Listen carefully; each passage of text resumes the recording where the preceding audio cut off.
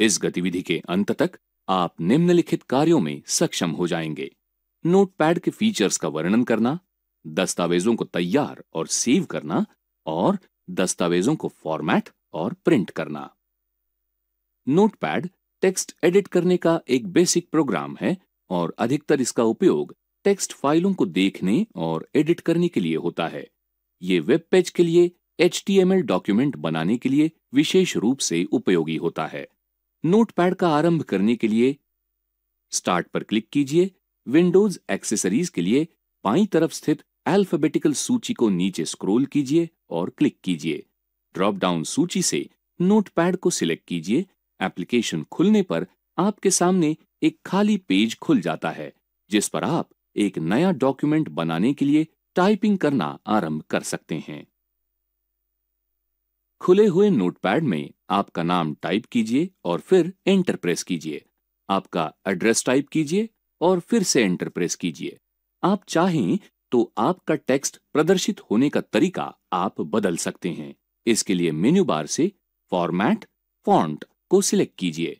Font window में आपकी आवश्यकता के अनुसार स्टाइल और साइज के साथ फॉन्ट को सिलेक्ट कीजिए। आपके डॉक्यूमेंट में संपूर्ण टेक्स्ट के लिए आपके सिलेक्शन को अप्लाई करने के लिए ओके प्रेस कीजिए। फाइल को सेव करने के लिए फाइल सेव को सिलेक्ट कीजिए। चूंकि ये एक नया डॉक्यूमेंट है जिसे पहली बार सेव किया जा रहा है, अतः सेव एज विंडो प्रदर्शित होती है। सेव एज विंडो में आप फाइल सेव करने का स्थान और फाइल का नाम निर्दिष्ट कर सकते हैं। सेव पर क्लिक कीजिए। आपकी फाइल एक्सटेंशन .txt के साथ सेव हो जाती है। सेव एज कमांड का उपयोग स्टोर की गई फाइल की प्रतिलिपि को किसी अन्य नाम से सेव करने के लिए किया जा सकता है। अब आप अपने डॉक्यूमेंट की एक कॉपी की प्रिंट चाहते हैं। फाइल मेन्यू पर क्लिक कीजिए और फिर प्रिंट पर क्लिक कीजिए। अन्य तरीके से ऐसा करने के लिए सीधे Ctrl+P दबा सकते हैं। प्रिंट विंडो से समुचित सिलेक्शन कीजिए और प्रिंट पर क्लिक कीजिए। आप इस गतिविधि के अंत में पहुंच गए हैं। आपने सीखा नोटपैड के फीचर्स, डॉक्यूमेंट्स को तैयार और सेव करना और डॉक्यूमेंट्स को फॉर्मेट और प्रिंट करना।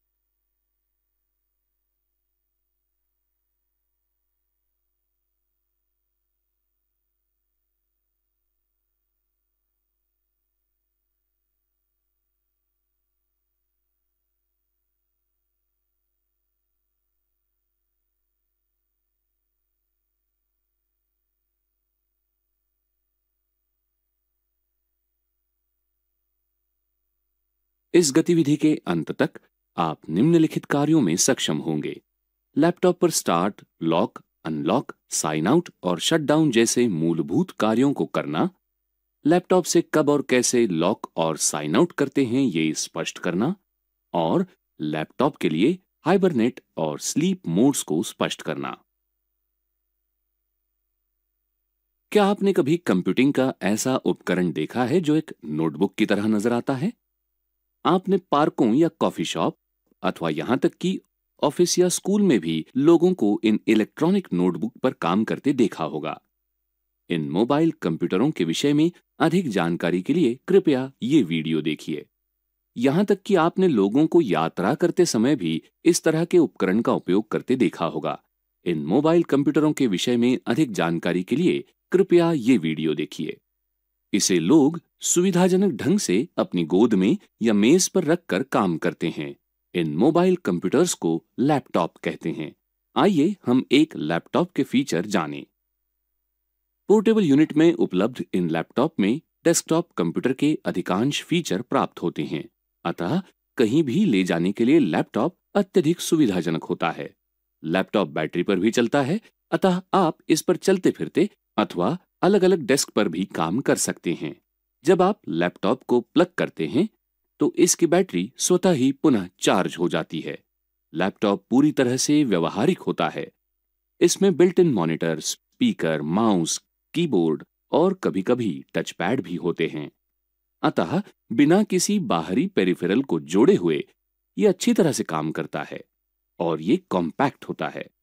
यदि आपको टच पैड और कीबोर्ड सुविधाजनक नहीं प्रतीत होता है और आप बड़े मॉनिटर पर देखना पसंद करते हैं, तो आप अपने लैपटॉप पर आसानी से अपेक्षित पेरिफेरल कनेक्ट कर सकते हैं।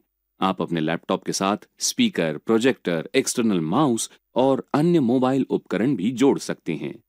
पहली बार लैपटॉप का उपयोग करना थोड़ा अलग अनुभव हो सकता है, लेकिन चिंता न कीजिए, ये अलग होता है, कठिन नहीं। आइए हम लैपटॉप के बेसिक अंगों के बारे में समझें। ये स्क्रीन है। ये ग्राफिकल यूजर इंटरफेस का दृश्य प्रदर्शन उपलब्ध कराता है। ये पावर बटन है। ये सामान्यतः कीबोर्ड के ऊपर स्थित होता है और एक वृत्त के साथ एक ऊर्ध्व लकीर के इस आइकन के माध्यम से पहचाना जा सकता है।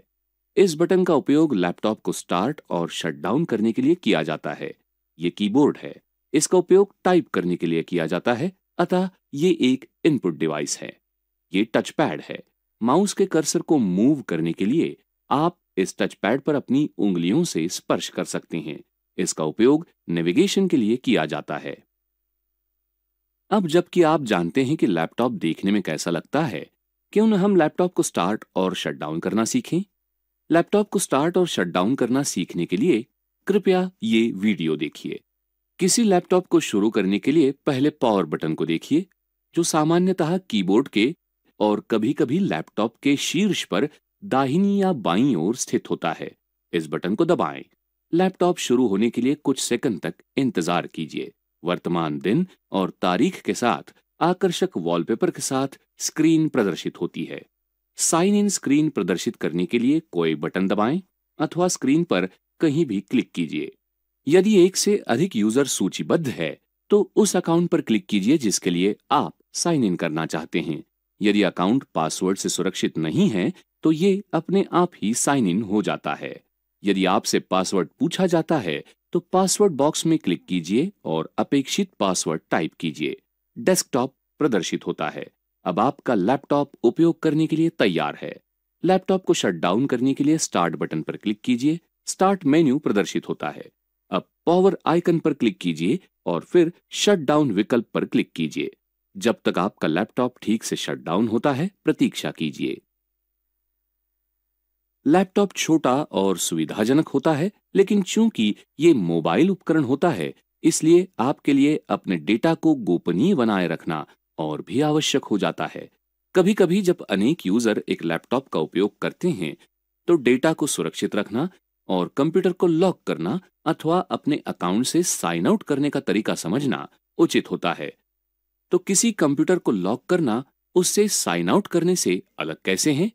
अधिक जानकारी के लिए इस वीडियो को देखिए। अपने कंप्यूटर को लॉक करने से पहले आपके लिए याद रखने योग्य कुछ बिंदु। यदि आपको अपना कंप्यूटर कुछ मिनटों के लिए खाली छोड़ना हो और फिर वापस लौटकर फिर से काम शुरू करना चाहते हो, तो आप उसे लॉक करके जाइए। जब आप अपना कंप्यूटर लॉक करते हैं, तो उस समय चल रही एप्लीकेशन उसी तरह चलती रहती है जहां आपने उसे छोड़ा था। सही पासवर्ड डाले बिना कोई भी व्यक्ति आपके किसी भी डॉक्यूमेंट तक पहुंच नहीं सकता। अतः लैपटॉप को लॉक करने से आपका डेटा अनधिकृत एक्सेस से सुरक्षित रहता है। अपने कंप्यूटर को साइन आउट करने से पहले आपके लिए याद रखने योग्य कुछ बिंदु। यदि एक से अधिक व्यक्ति किसी लैपटॉप का उपयोग करते हैं, तो जिस समय आपको लैपटॉप का उपयोग न करना हो तो उससे साइन आउट करना ही उचित होता है। साइन आउट करने से सुनिश्चित होता है कि यदि कोई अन्य यूजर आपके कंप्यूटर में साइन इन करते हैं तो वे आपके डेटा तक पहुंच नहीं पाएंगे। साइन आउट करने से उस समय चल रही सभी एप्लीकेशंस बंद हो जाती है।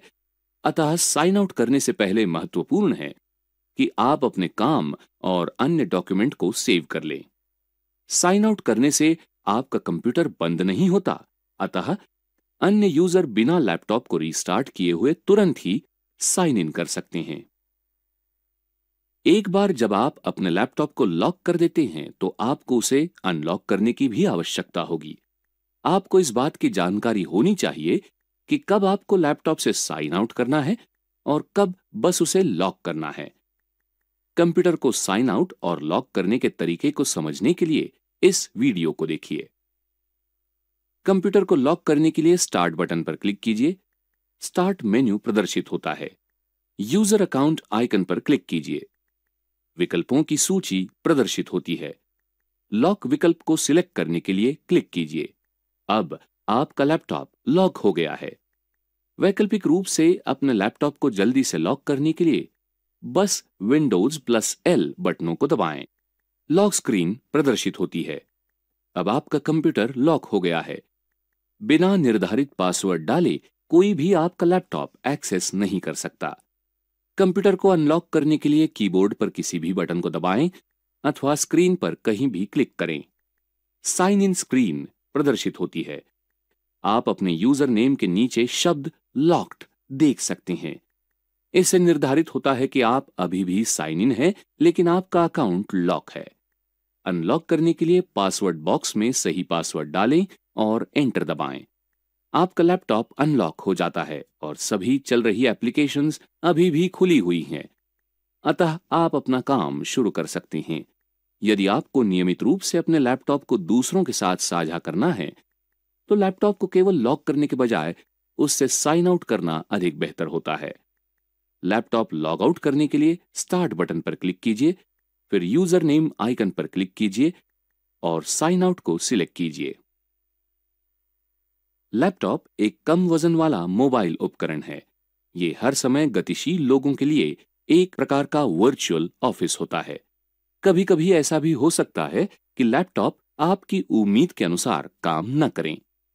लैपटॉप पर आपके सामने जिन प्रकार की सामान्य समस्याएं आ सकती है और साथ ही लैपटॉप को रीस्टार्ट करने के तरीके को सीखने के लिए कृपया ये वीडियो देखिए। आपका कंप्यूटर अचानक रीस्टार्ट या रीसेट के लिए पूछ सकता है। अपने आप ही रीस्टार्ट हो जाता है। कोई नई एप्लीकेशन या अपडेट इंस्टॉल करने के बाद रीस्टार्ट की आवश्यकता, धीमे चलता है या सिस्टम फ्रीज हो जाए। इनमें से अधिकांश समस्याओं का समाधान लैपटॉप को रीस्टार्ट करने से हो जाता है। जब आप लैपटॉप को रीस्टार्ट करते हैं, यह शटडाउन हो जाता है और फिर स्वतः ही स्टार्ट हो जाता है। लैपटॉप को रीस्टार्ट करने के लिए स्टार्ट बटन पर क्लिक कीजिए। प्रदर्शित विकल्पों से शटडाउन पर क्लिक कीजिए। मेन्यू के विकल्पों की एक सूची प्रदर्शित होती है। रीस्टार्ट पर क्लिक कीजिए। आपका लैपटॉप शटडाउन हो जाएगा और फिर स्वतः स्टार्ट हो जाएगा। जब आपका कंप्यूटर रीस्टार्ट हो जाता है तो इसे पुनः अनलॉक करने के लिए आपको इसमें अपना पासवर्ड टाइप करने की आवश्यकता होती है। कभी कभी लैपटॉप को रीस्टार्ट करना सही निर्णय नहीं होता, क्योंकि हर बार जब आप कंप्यूटर को स्टार्ट या रीस्टार्ट करते हैं, ये अधिक बैटरी लेता है। यदि आप अपने लैपटॉप को बिना बंद किए हुए सुरक्षित रखना चाहते हैं और आपने जहां अपना काम छोड़ा था वहीं से फिर से अपना काम शुरू करना चाहते हैं, तो आप हाइबरनेट या स्लीप मोड के विकल्पों का उपयोग कर सकते हैं। स्लीप और हाइबरनेट मोड के बारे में अधिक जानने के लिए कृपया ये वीडियो देखिए। श्री अब्राहम अपने लैपटॉप पर काम कर रहे हैं और कुछ देर के लिए कहीं जाना चाहते हैं। वो अपने लैपटॉप के डेटा को सुरक्षित रखना चाहते हैं। दूसरी ओर वो लैपटॉप को शट डाउन करना नहीं चाहते, क्योंकि वो समय एवं बैटरी की बचत करना चाहते हैं, जो लैपटॉप को रीस्टार्ट करने में काफी अधिक खर्च होंगे। ऐसी स्थिति पर विचार करके बताइए आप क्या करते। आइए देखिए अब्राहम ने क्या किया। अपने लैपटॉप की बैटरी बचाने के लिए उसे बिना बंद किए और जहां अपना काम छोड़ा था वहीं से काम पुनः शुरू करने के लिए वो हाइबरनेट मोड या स्लीप मोड का उपयोग कर सकते हैं। वो लैपटॉप को हाइबरनेट मोड पर रखते हैं। हाइबरनेट मोड स्लीप मोड से बेहतर है। हाइबरनेट मोड सभी चल रहे डॉक्यूमेंट्स और एप्लीकेशन को हार्ड डिस्क में रखता है और लैपटॉप को पूरी तरह से ऑफ कर देता है। इस प्रकार लैपटॉप बिजली की शून्य खपत करता है। अतः केवल कंप्यूटर की स्थिति को मेमोरी में रखने के लिए ही बिजली का उपयोग होता है, जबकि अन्य भाग बंद रहते हैं। इसका अर्थ है कि इसमें बिजली का कम उपभोग होता है। यदि उन्होंने स्लीप मोड का उपयोग किया होता तो उन्होंने अपने सिस्टम को ऐसी स्थिति में छोड़ा होता जो शट डाउन करने के समान ही होता है। दोनों ही मोड में आप अपना काम वहीं से शुरू कर सकते हैं जहां छोड़ा था। डिफॉल्ट से आपके लैपटॉप में केवल स्लीप मोड ही एनेबल होता है। लेकिन यदि आप पर्यावरण के प्रति जागरूक हैं, तो जब कभी भी आप अपने काम से अवकाश लें, आपको अपने लैपटॉप को हाइबरनेट करने की आदत डालनी चाहिए। ऐसा करने के लिए आपको इसे अपने लैपटॉप में एनेबल करने की आवश्यकता होगी। स्टार्ट पर क्लिक कीजिए। विंडोज सिस्टम के बाएं तरफ स्थित अल्फाबेटिकल सूची पर स्क्रॉल नीचे कीजिए और क्लिक कीजिए। ड्रॉप डाउन सूची से कंट्रोल पैनल को सिलेक्ट कीजिए। कई सारे विकल्प प्रदर्शित होते हैं। पावर ऑप्शंस पर क्लिक कीजिए। पावर ऑप्शन स्क्रीन पर प्रदर्शित होते हैं। यहां आप प्रभावी रूप से बिजली की कम खपत करने के लिए पावर प्लान को सिलेक्ट कर सकते हैं। बाएं पैनल पर स्थित सूचीबद्ध विकल्पों में से choose what the power button does पर क्लिक कीजिए। फिर change settings that are currently unavailable link पर शटडाउन सेटिंग्स चेकबॉक्सेस को सक्रिय करने के लिए क्लिक कीजिए। चेकबॉक्स में दिखने वाले hibernate show in power menu पर क्लिक कीजिए। परिवर्तनों की पुष्टि करने के लिए सेव चेंजेस पर क्लिक कीजिए। आप देख सकते हैं कि हाइबरनेट विकल्प मेन्यू में शामिल किया गया है। चलिए लैपटॉप को हाइबरनेट मोड में किस प्रकार से रखा जाता है वो सीखते हैं। स्टार्ट बटन पर क्लिक कीजिए, फिर पावर आइकन पर क्लिक कीजिए। मेन्यू विकल्पों की प्रदर्शित सूची में से हाइबरनेट पर क्लिक कीजिए। आपका लैपटॉप हाइबरनेट मोड पर चला जाता है। आइए अब हम लैपटॉप को स्लीप मोड में रखने का तरीका सीखें। स्टार्ट बटन पर क्लिक कीजिए, फिर पावर आइकन पर क्लिक कीजिए। मेन्यू विकल्पों की प्रदर्शित सूची में से स्लीप पर क्लिक कीजिए। आपका लैपटॉप स्लीप मोड पर चला जाता है। आप इस गतिविधि के अंत में पहुंच गए हैं। आपने सीखा अपने लैपटॉप में बेसिक क्रियाएं करना, जैसे start, lock, unlock, sign out और शट डाउन करना, आपका लैपटॉप लॉक करके या साइन आउट करके सिक्योर करना और स्लीप और हाइबरनेट मोड्स का उपयोग करके बिजली बचाना।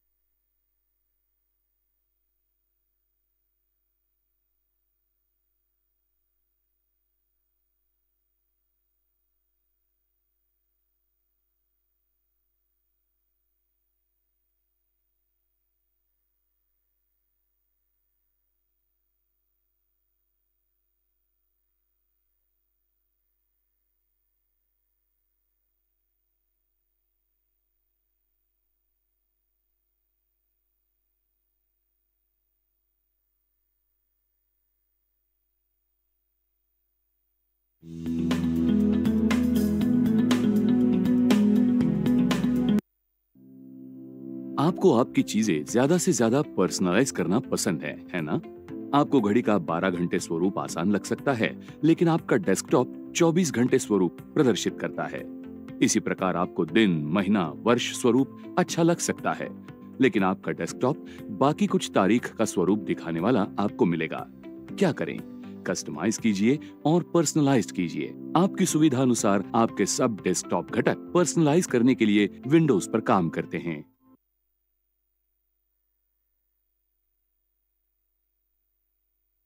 आपका डेस्कटॉप पर्सनलाइज करने के लिए टास्कबार सेटिंग्स बदलना। आपके टास्कबार पर कौन से टूल्स प्रदर्शित करने हैं, ये चुनकर आप ये नोटिफिकेशन एरिया पर्सनलाइज कर सकते हैं। इसके लिए टास्कबार से खाली जगह पर राइट क्लिक कीजिए, टास्कबार सेटिंग्स चुनिए। नोटिफिकेशन एरिया जाने के लिए नीचे स्क्रॉल कीजिए, select which icon appear on the taskbar, नीले कंटेंट पर क्लिक कीजिए। नेटवर्क, वॉल्यूम, ऐसे अनेक पर्याय दिखेंगे। आप टास्कबार पर देखना चाहते हैं वो पर्याय शुरू कर सकते हैं। ऐसे कुछ एप्लीकेशंस हो सकते हैं जो अभी आपके कंप्यूटर पर नहीं चलते, लेकिन उनके आइकॉन्स अभी भी टास्कबार पर दिखते हैं। नहीं चाहिए वो एप्लीकेशन चिन्ह आप निकाल सकते हैं। आइकॉन पर राइट क्लिक कीजिए और टास्कबार से अनपिन पर्याय चुनिए। आपको दिखेगा कि टास्कबार पर एप्लीकेशन आइकॉन अब नहीं दिखता। अगर आपको लगता है कि टास्कबार को जगह ले रहा है और उसे कम करना है, आप वो भी कर सकते हैं। टास्कबार की खाली जगह पर राइट क्लिक कीजिए, टास्कबार सेटिंग्स चुनिए। Automatically hide the taskbar in desktop mode, ऐसा पर्याय मिलेगा, उसे शुरू कीजिए। आपको दिखेगा कि टास्कबार अब नहीं दिखता। जब आप टास्कबार क्षेत्र के पास कर्सर ले जाएंगे तभी वो दिखेगा। इसी प्रकार जरूरत अनुसार आपका डेस्कटॉप पर्सनलाइज करने के लिए आपके टास्कबार सेटिंग्स बदलने के लिए आपको बाकी विविध पर्याय मिलेंगे।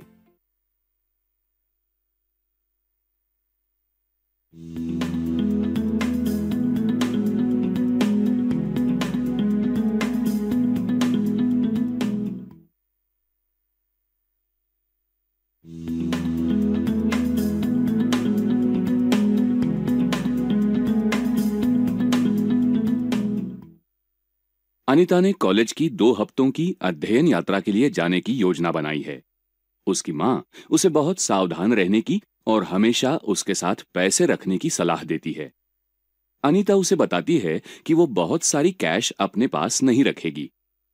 वो उसके समस्त मौद्रिक लेन देन के लिए भीम ऐप का उपयोग करने की योजना बनाती है। वो स्पष्ट करती है कि भारत सरकार द्वारा निर्मित ये उपक्रम कैशलेस लेन देन को लोकप्रिय बनाने के लिए है। मध्यवर्ती डिजिटल वॉलेट्स की आवश्यकता के बिना ट्रांसफर्स सीधा एक बैंक से दूसरी बैंक किया जा सकता है। ये ऐप विविध भारतीय भाषाओं में उपलब्ध है। चलिए देखते हैं कि भीम ऐप का उपयोग किस प्रकार किया जाता है। इस गतिविधि के अंत तक आप निम्नलिखित कार्यों में सक्षम हो जाएंगे। भीम ऐप डाउनलोड करने के लिए आवश्यक प्रक्रिया को स्पष्ट करना, ऐप का किस प्रकार से उपयोग किया जाता है इसका वर्णन करना। भीम का अर्थ है Bharat interface for money application. ये यूनिफाइड पेमेंट इंटरफेस या यूपीआई पर आधारित प्लेटफॉर्म है। आप आपके मोबाइल फोन का उपयोग करते हुए आपके बैंक के साथ अपना रजिस्टर्ड मोबाइल नंबर प्रदान करके पैसों को भेजने या प्राप्त करने के लिए भीम ऐप का उपयोग कर सकते हैं। आपका पेमेंट एड्रेस आपका मोबाइल नंबर @UPI होगा और इसी को आपको दूसरों के साथ उनसे पैसे प्राप्त करने के लिए शेयर करना जरूरी है। चलिए एंड्रॉइड उपकरण पर भीम ऐप डाउनलोड करते हैं। प्ले स्टोर को ओपन कीजिए और सर्च बार में भीम टाइप कीजिए। भीम मेकिंग इंडिया कैशलेस इस विकल्प पर टैप कीजिए। ऐप को इंस्टॉल कीजिए और उसे ओपन कीजिए। अब आपकी पसंदीदा भाषा चुनिए और नेक्स्ट पर टैप कीजिए। निम्नलिखित 2 स्क्रीन्स पर नेक्स्ट पर टैप कीजिए। ऐप सत्यापन उद्देश्यों के लिए कुछ अनुमतियों के लिए अनुरोध करेगा। लेट्स गेट स्टार्टेड पर टैप कीजिए। निम्नलिखित 2 स्क्रीन्स पर अलाउ पर टैप कीजिए। अगर आपके फोन में 2 सिम कार्ड्स हैं तो आपसे आवश्यक सिम का चुनाव करने के लिए कहा जाएगा। सुनिश्चित कीजिए कि आपके द्वारा चुना हुआ नंबर आपके बैंक अकाउंट से लिंक्ड है और फिर नेक्स्ट पर टैप कीजिए। अब आपको ऐप को ओपन करने के लिए 4 डिजिट का पासकोड या पिन सेट करने की आवश्यकता है। पिन की एक बार फिर से पुष्टि कीजिए। भीम डैशबोर्ड प्रदर्शित होता है। आपको आपका बैंक अकाउंट ऐप के साथ लिंक्ड करने की जरूरत है। ध्यान दीजिए कि आप केवल सिंगल बैंक अकाउंट के साथ ही लिंक कर सकते हैं। प्रदर्शित सूची से आपकी बैंक को सिलेक्ट कीजिए। बैंक अकाउंट नंबर के आखिरी 4 डिजिट्स और IFSC कोड प्रदर्शित होता है। आगे आपको आपका UPI पिन सेट करने की आवश्यकता है। इसका उपयोग सभी लेनदेन को प्रमाणित करने के लिए किया जाता है। समाप्ति तिथि के साथ साथ आपको आपके डेबिट ATM कार्ड के आखिरी 6 डिजिट्स को एंटर करने के लिए पूछा जाएगा। फिर आपको वन टाइम पासवर्ड OTP प्राप्त होगा। अगर ये पहले से ही प्रदर्शित नहीं है तो OTP एंटर कीजिए और आपका UPI पिन सेट कीजिए। पासकोड का उपयोग करके जैसे ही आप भीम ऐप पर लॉगिन करते हैं, आपका होम पेज 3 लिंक्स दिखाता है। ट्रांजैक्शंस, ये पिछले और प्रलंबित ट्रांजैक्शंस प्रदर्शित करता है यदि कोई है। प्रोफाइल, ये आपका पेमेंट एड्रेस दिखाता है जो है mobile number @UPI। Bank account, ये लिंक्ड बैंक अकाउंट के विवरणों को दिखाता है। आप आपका बैलेंस देखने के लिए अनुरोध कर सकते हैं। अब आप फंड्स को प्राप्त करना या ट्रांसफर करना शुरू कर सकते हैं। पेमेंट करने के लिए होम पेज पर सेंड बटन पर टैप कीजिए। कृपया ध्यान दीजिए कि आपका लाभार्थी बैंक अकाउंट भी UPI से जोड़ा जाना चाहिए। मोबाइल नंबर या व्यक्ति के भुगतान का पता एंटर कीजिए और फिर वेरीफाई पर टैप कीजिए। अगर आपने वैध नंबर या पता एंटर किया है तो व्यक्ति का नाम प्रदर्शित होता है। भुगतान राशि और रिमार्क्स एंटर कीजिए। अगर आप भविष्य में उसी व्यक्ति को भुगतान करना चाहते हैं तो सेव फॉर फ्यूचर बॉक्स पर टैप कीजिए और फिर पे बटन पर टैप कीजिए। अब आपका 6 डिजिट UPI पिन एंटर कीजिए और टिक मार्क आइकन पर टैप कीजिए। आपको पुष्टिकरण संदेश प्राप्त होगा कि भुगतान किया गया है। ये इतना सरल है। होम पेज पर वापस आने के लिए गो टू होम पर टैप कीजिए।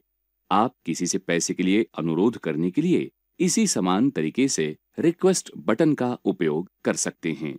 कभी-कभी व्यापारी उनकी दुकानों में पेमेंट्स को स्वीकार करने के लिए QR कोड्स प्रदर्शित करते हैं। QR कोड का उपयोग करके भुगतान करने के लिए स्कैन एंड पे पर टैप कीजिए। पिक्चर्स लेने की अनुमति देने के लिए अलाउ पर टैप कीजिए। QR कोड के सफलतापूर्वक स्कैन होने के बाद आपको पेमेंट पेज पर ले जाया जाता है। आप हमेशा की तरह भुगतान की प्रक्रिया कर सकते हैं। इस तरह से आप सभी प्रकार के डिजिटल ट्रांजैक्शंस, दुकानों को भुगतान, बिल पेमेंट्स, फोन रिचार्ज और बहुत कुछ भीम ऐप का उपयोग करके कर सकते हैं। पैसे तुरंत ही ट्रांसफर्ड होते हैं और ट्रांजैक्शंस हफ्ते में 7 दिन और दिन में 24 घंटे किया जा सकता है।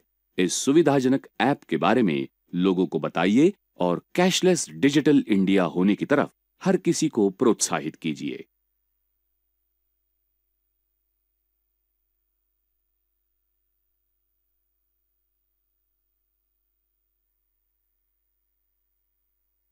हेलो दोस्तों, कैसे हैं आप? क्योंकि आप स्मार्टफोन के स्मार्ट यूजर हैं, आप में से कई लोग UPI आईडी का इस्तेमाल करते होंगे, जैसे कि फोन पे, जी पे, अमेज़न पे या फिर भीम पे। अगर कोई आपको गूगल पे के माध्यम से भुगतान कर रहा हो, तो आपके साथ कभी ऐसा हुआ है कि आपका नंबर तो सही है, लेकिन उसे आपने किसी अजीब नाम से सेव कर रखा हो और इस वजह से भुगतान करने वाले को आपका नंबर रिकन्फर्म करना पड़ा हो? ये थोड़ा अजीब है ना? इसके लिए एक आसान टिप ये है, एक अच्छे नाम का इस्तेमाल करना। आपका पूरा नाम या फिर आपकी कंपनी का नाम। इससे कोई कंफ्यूजन भी नहीं होगा और काम भी जल्दी हो जाएगा। पर ये बदलाव हम गूगल पे में नहीं कर सकते। इसके लिए आपको जाना पड़ेगा जीमेल में। मैनेज योर गूगल अकाउंट पर क्लिक करें पर्सनल इन्फो टैब पर क्लिक करें और यहाँ नेम पर क्लिक करें। यहाँ आपको आपकी आइडेंटिटी वेरीफाई करनी पड़ेगी। उसके बाद आपको नाम चेंज करने का ऑप्शन मिलेगा। यहाँ पर नाम चेंज करके सेव पर टैप करें। अब गूगल पे में जाकर वेरीफाई करें।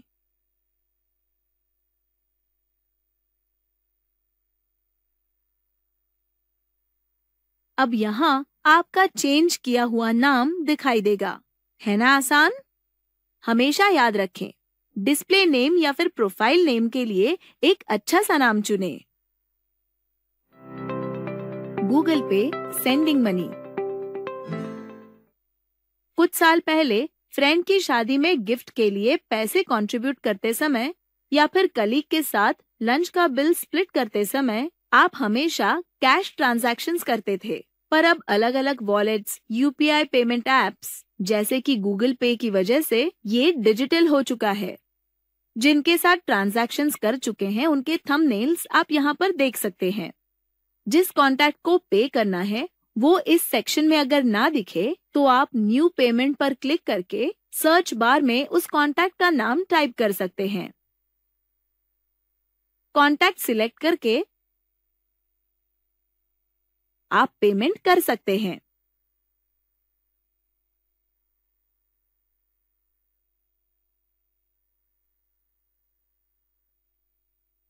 है ना ये आसान? अगली बार अगर कैश में पेमेंट करने का सोच रहे हो तो इसका इस्तेमाल जरूर करें।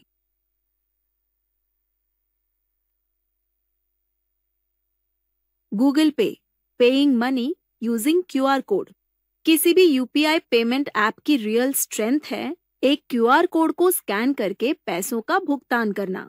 किसी भी शॉप में भुगतान करने का ये आसान तरीका है और ये आपका बहुत समय भी बचाता है। इससे आपको कैश और छुट्टे पैसे संभालने की जरूरत नहीं और ना ही आपका डेबिट कार्ड ढूंढने की। आप बस एक क्लिक से भुगतान कर सकते हैं। इसके लिए गूगल पे में बाईं ओर ऊपर की तरफ दिए हुए स्कैन आइकन पर टैप करें। बस पलक झपकते ही वो क्यूआर कोड स्कैन होगा और आपको पेमेंट स्क्रीन पर ले जाएगा।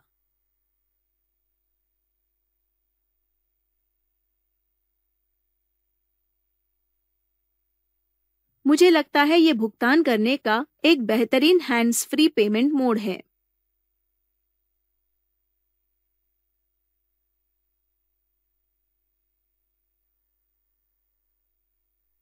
गूगल पे paying money using QR code. किसी भी यूपीआई पेमेंट ऐप की रियल स्ट्रेंथ है एक क्यूआर कोड को स्कैन करके पैसों का भुगतान करना। किसी भी शॉप में भुगतान करने का ये आसान तरीका है और ये आपका बहुत समय भी बचाता है। इससे आपको कैश और छुट्टे पैसे संभालने की जरूरत नहीं और ना ही आपका डेबिट कार्ड ढूंढने की। आप बस एक क्लिक से भुगतान कर सकते हैं। इसके लिए गूगल पे में बाईं ओर ऊपर की तरफ दिए हुए स्कैन आइकन पर टैप करें। बस पलक झपकते ही वो क्यूआर कोड स्कैन होगा और आपको पेमेंट स्क्रीन पर ले जाएगा।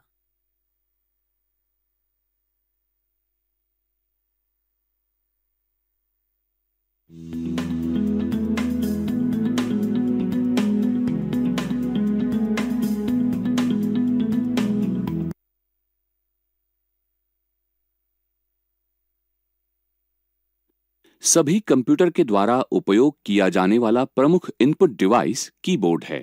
टाइपराइटर जैसे नजर आने वाले कीबोर्ड में अल्फाबेट के सभी अक्षर, 0 से 9 तक संख्याएं और अतिरिक्त स्पेशल प्रक्रिया संबंधी बटन होते हैं।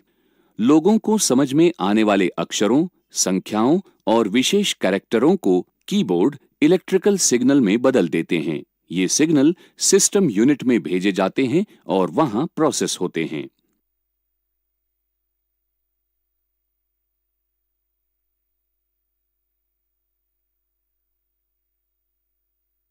टच टाइपिंग एक ऐसी तकनीक है जिसके जरिए सभी 10 उंगलियों का उपयोग करके तेजी से और अधिक परिशुद्धता से बिना कीबोर्ड की ओर देखे हुए ही टाइप किया जा सकता है। इलेक्ट्रिक कंप्यूटर के आविष्कार के साथ ही टच टाइपिंग की अवधारणा का आरंभ हुआ। इससे टाइपिंग आसान हो गई और बटनों को बस धीमे से स्पर्श करना होता है। अब अधिक स्पीड और परिशुद्धता के साथ टाइप करने के लिए कम प्रयास करना पड़ता है। टच टाइपिंग प्रणाली में प्रत्येक उंगली के लिए एक अक्षर निर्धारित किया गया है। टाइपिस्ट बिना अपनी उंगलियों की ओर देखे हुए टाइप करना सीखते हैं। तकनीकी विकास के फलस्वरूप टाइपराइटर विकसित होकर कंप्यूटर कीबोर्ड में नजर आने लगे। कंप्यूटर का उपयोग करने से डॉक्यूमेंट में टेक्स्ट का आकर्षण बढ़ाना, तस्वीरें इंसर्ट करना आदि काम संभव हो सके।